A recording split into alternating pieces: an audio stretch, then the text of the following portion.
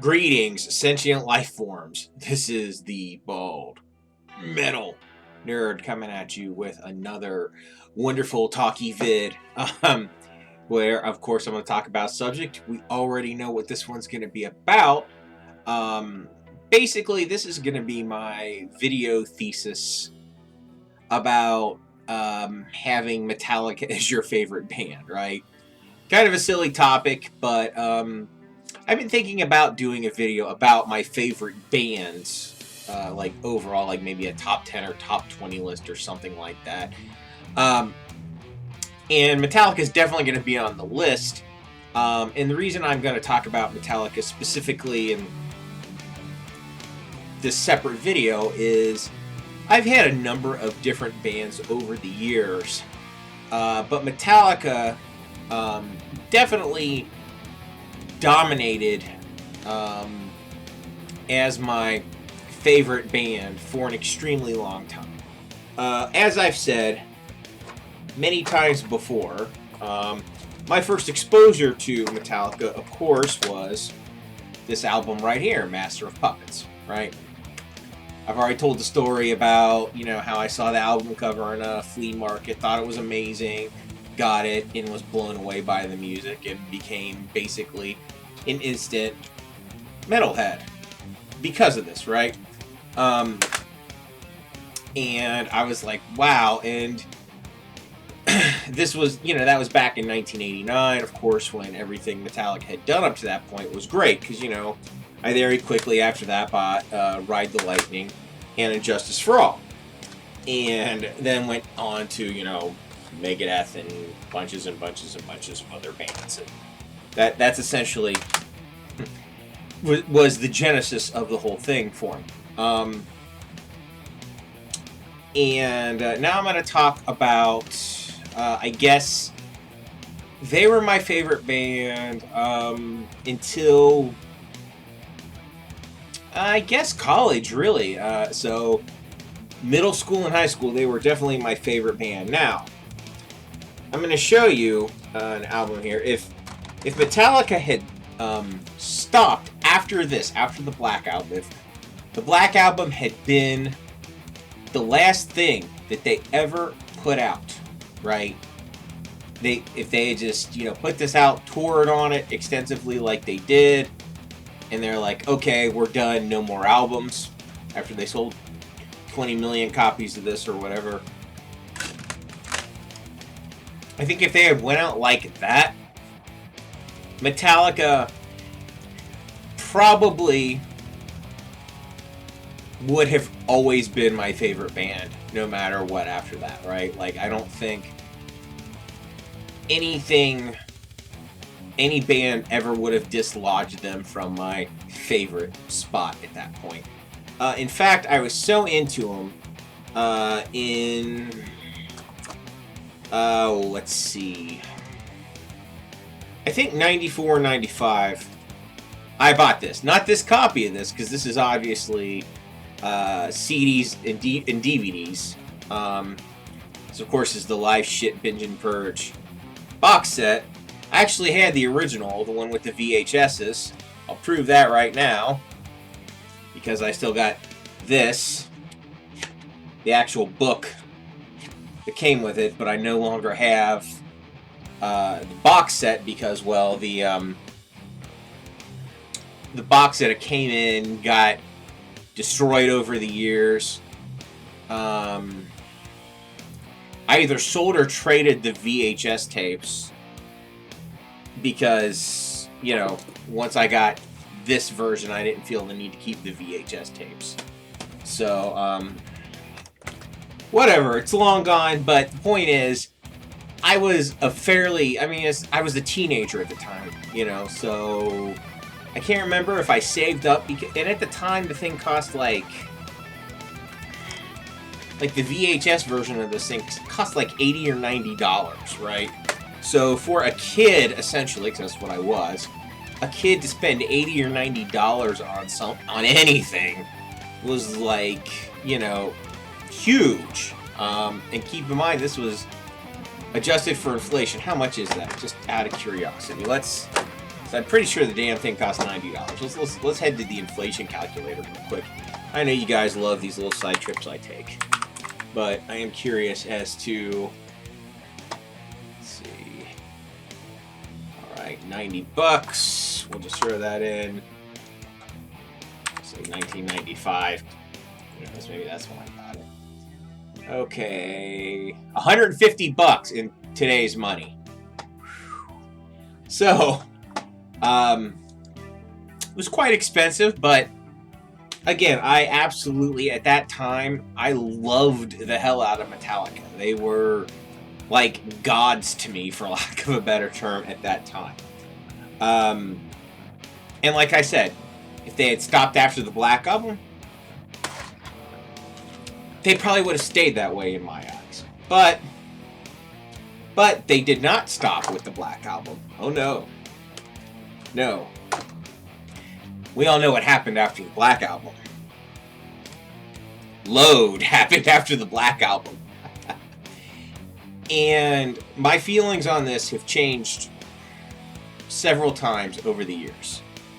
When it first came out, I told myself that this album is a lot better than it actually is, right? I was telling myself when this thing came out, because I was such a Metallica diehard, I was telling myself this is a great album. I was really forcing it on myself, right? And I continued to do that even after they put out Reload, which I don't own anymore. Keep that.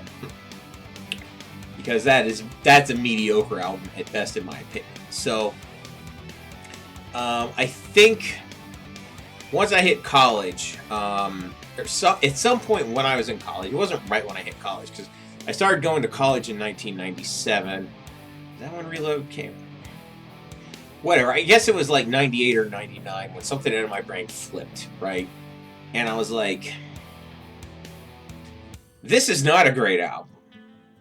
In fact, I didn't like, and then I realized, I was like, I don't like this very much. And especially the same was true for Reload. So I actually got rid of those two albums. And as you can see, I've only bothered to pick this one back up since.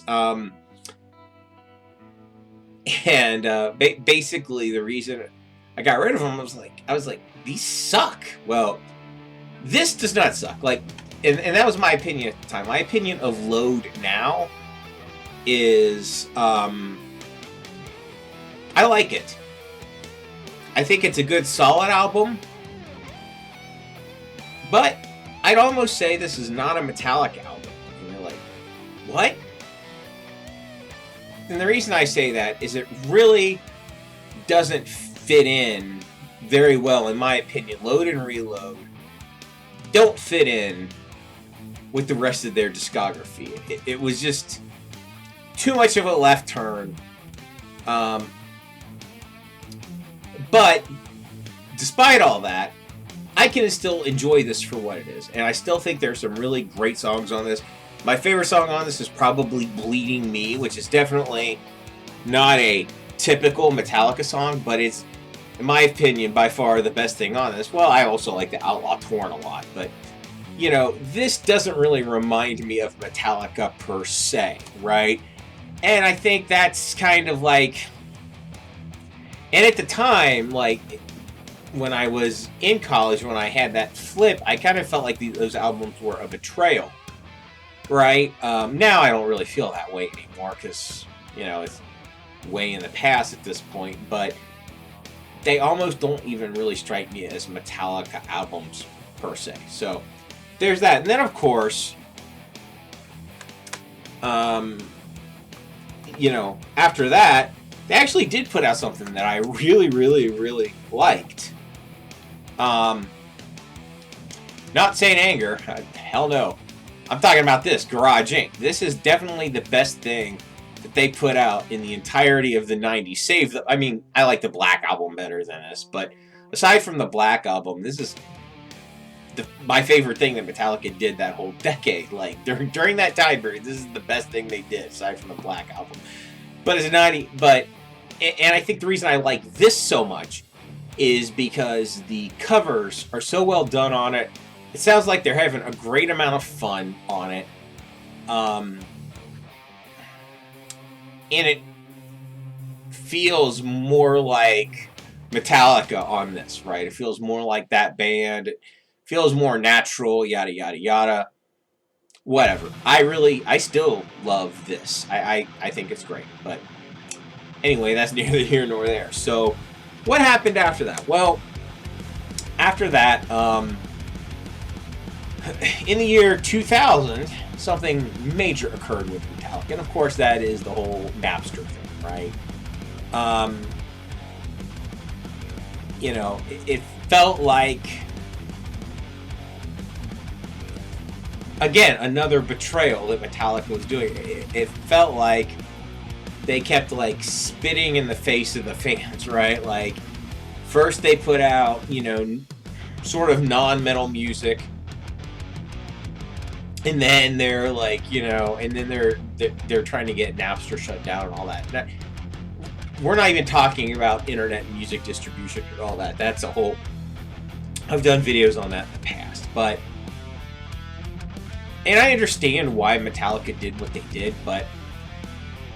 it didn't feel... It felt like, again, they were turning their backs on their roots completely and just going in the opposite direction of really kind of what... it felt like they should do, right? It felt like they were kind of doing the opposite thing. And then, of course, the next thing that Metallica did was they put out Saint Anger in, was it 2003? Let's see, when did that come out? I'm not sure. Let's see.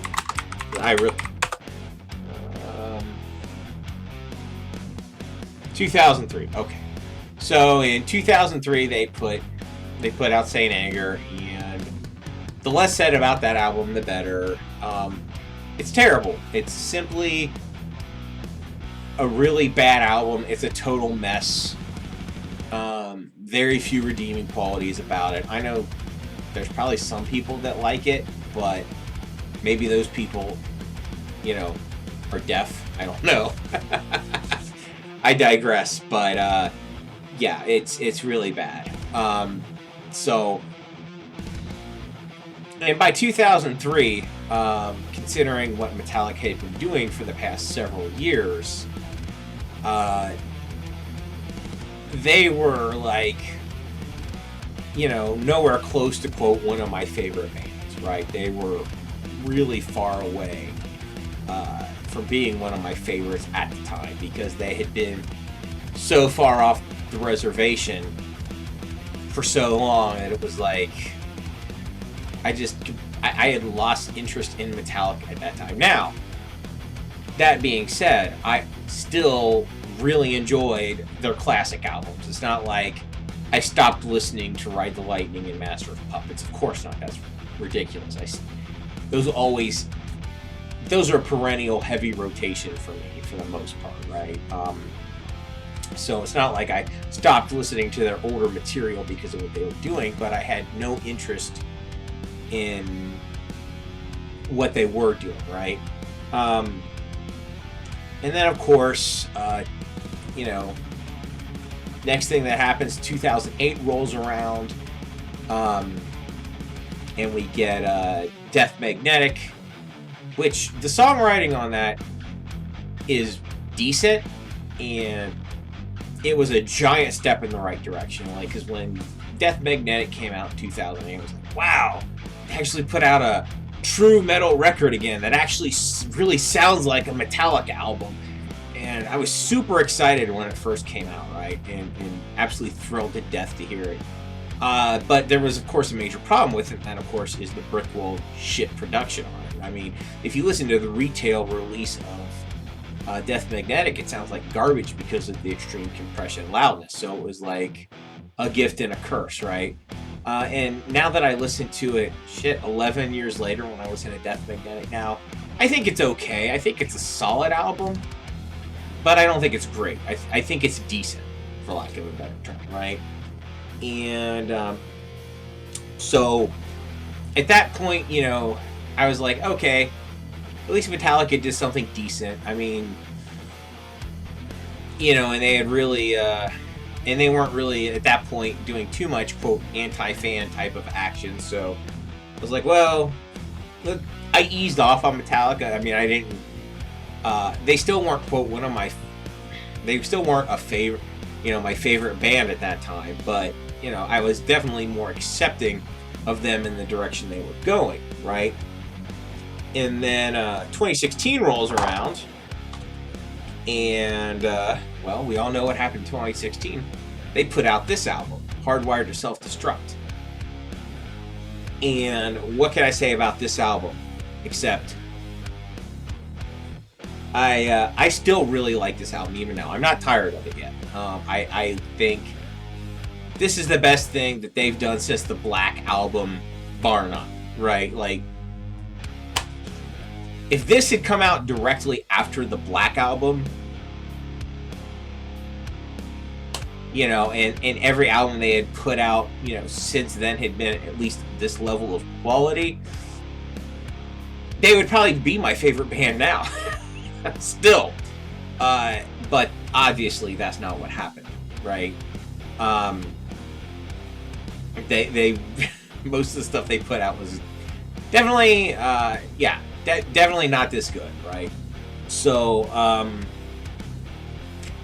I was relieved that they put out this killer album, right? Because it still kicks ass. I love this album. I know not everyone does, but I think it's fantastic. It's one of their best albums in my opinion, right? So I was like, wow, Metallica's back and they're actually putting out really good quality material again. That's fantastic, right? So I was hyped up a little bit more on the Metallica train. And then, I don't know, I got, there were two things that's happened after that that has since dampened my enthusiasm for Metallica a little bit. One of them was, when I got my record player, and I don't know, this was a few months after, maybe 5 or 6 months after Hardwired came out. I did a vinyl rip of several Metallica albums, including Hardwired to Self-Destruct, right, on vinyl. And I uploaded them to my YouTube channel. And for the first time ever, I got a copyright strike. Not a, we've matched copyrighted material in your video, but like a straight up strike. Like, hey, you know, this isn't any good. Which was interesting because I had uploaded Ride the Lightning in its entirety to my channel. It had been up on my channel for a few months with no problem, right? And then I do the same thing with Hardwired, and Hardwired was not a brand new album when I put it up. And there are and it's not like I was the only channel on YouTube that had the full album up, posted, right? There were others as well, many others, and I get a copyright strike for it. I'm not saying the band is directly responsible for that, but I'd say probably their management team is. And I think that it was like a slap in the face directly from the band, right? So at that point, what I did is I took the video down, obviously, and I took down all of my vinyl rips, because I had several of them up on my channel at the time, and I removed them all from my channel because I didn't want to risk another copyright strike, right? So that was that. And this didn't affect me personally. The other thing Metallica has done recently that I felt was fan hostile is there was some controversy around, I believe, ticket bots buying up tickets to inflate prices so they could sell, tickets on the secondary market for, way above their face price, so they could sell them for like hundreds or thousands of dollars and make quite the profit on them. So, and Metallica, the band, claims they had no knowledge of this, but I don't know about that. I think I'm pretty sure the band would have had some knowledge of this. So, Metallica is, always quote prided themselves on being very fan friendly, the whole 9 yards. Whereas it seems kind of hypocritical. It seems like they've had their hand in the cookie jar too many times, doing anti-fan type of actions to say that, hey, maybe they're not as fan friendly as they claim to be. So, that's my feelings on it. So that's why, the way I feel about Metallica as a favorite band, I definitely mixed feelings, right? Like, they've truly have produced some of the best heavy metal to ever exist. I don't think anyone would argue that they haven't done that. Of course, I can't argue, no one would argue that they're not, like, one of the most important bands, most influential, blah, blah, fucking blah, all day long, best-selling, yada, yada, yada. And, I'm pretty much the perfect age for Metallica to, really get their hooks into me, because I was 11 years old when I discovered Master of Puppets, right? Just getting into music, and for the early part of my musical formative years, Metallica couldn't be touched as far as, like, no band was better than them, right? No band could even really, could exceed them in my eyes. I mean, that was just my opinion as a young music listener, right?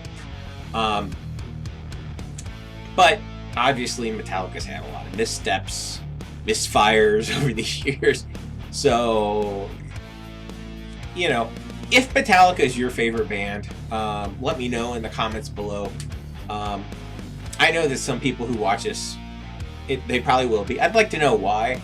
I'd like to know if they've ever, stumbled in your eyes or not, or whatever, what your opinion on some of that stuff is. It'd be really interesting to hear, maybe get a discussion going. And I promise, sooner or later, I'll make a video about all my favorite bands, like who they are. I won't talk for 20 minutes about any of them. But, that's how it goes. So anyway, that's it. If you made it all the way through this, thank you so much for watching. I greatly, greatly appreciate it. As always, if you like this, thumbs up. If you don't, thumbs down. Share, subscribe, all of the wonderful things. Thank you so much for watching. Live long and prosper.